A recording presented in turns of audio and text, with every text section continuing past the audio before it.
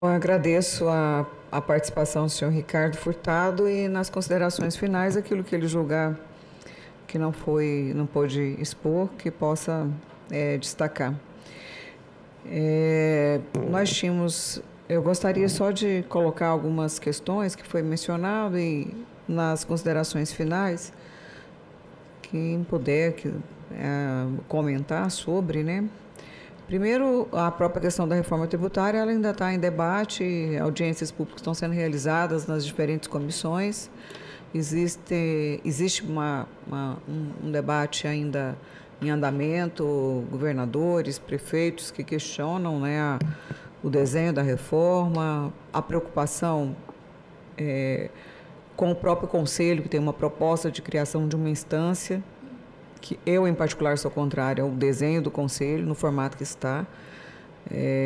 Acho que a grande parte das atribuições que estão colocadas lá, elas são do Congresso, elas têm que ser debatidas aqui, onde tem a pluralidade, a oportunidade de participação, de debate, e no formato que está proposto, os estados maiores, eles acabam dominando a decisão do Conselho Federativo.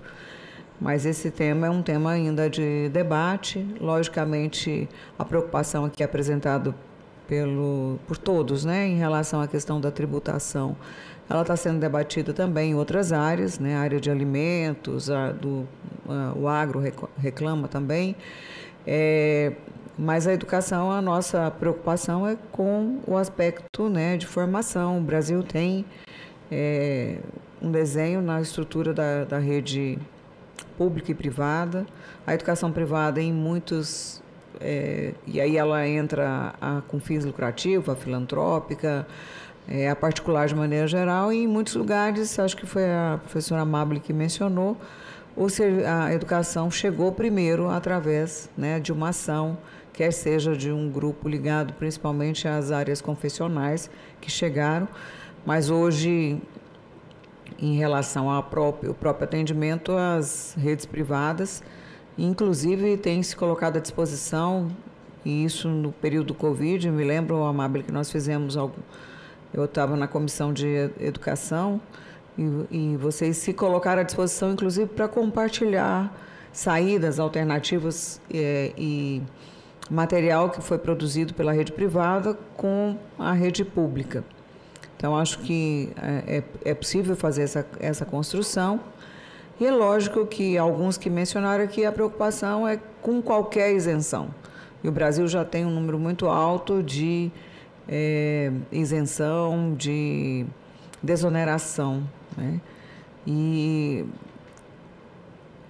nós batemos recorde de desoneração, mas não é para a rede privada da educação. É para a linha branca, é para várias ações, inclusive que a gente não sabe nem a efetividade. No caso da educação, a gente tem números, nós temos avaliações, temos produtos, né, além do próprio caráter do investimento, que eu acho que isso a gente tem resultado muito claro.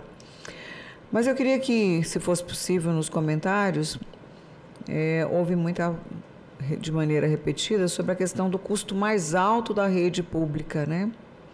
Isso, quando a gente olha para o desenho das mensalidades, isso não, na verdade, não reflete o custo real da educação. Obviamente, em programas de parceria, sim, porque pelo desenho e o formato de financiamento, mas houve, principalmente, o Ricardo Furtado falou muito sobre isso. O meu entendimento é que, se a iniciativa privada deixar de funcionar, o Estado, primeiro, ele não tem estrutura para abrir construção de prédio, estrutura de pessoal, nem funcionamento, e muito menos o que nós estamos colocando, que é o direito à educação, como escolha, inclusive, da família e à disposição dessa realização. Mas como foi muito mencionado sobre custo mais alto da rede pública do que a rede privada, e, ao mesmo tempo, a questão do poder discricionário, que acho que foi comentado aqui também se não me engano, por dois dos expositores, a preocupação em relação à questão do poder discricionário, né? E outro ponto, que ainda também não é ponto de consenso, é sobre a questão de estabelecer um teto, uma alíquota definida para uma área. Algumas áreas estão colocando e a grande maioria não quer que seja estabelecido. Entende que pode ser um debate que vai ser feito se você coloca um teto máximo que pode chegar, e aí cada área vai construir, porque pode ser um risco pelo grau de mobilidade e desenho, mas se puderem comentar. Eu já passo a palavra para suas considerações finais. Dr. Emerson Casale, representante do Fórum das Entidades Representativas do Ensino Superior Particular.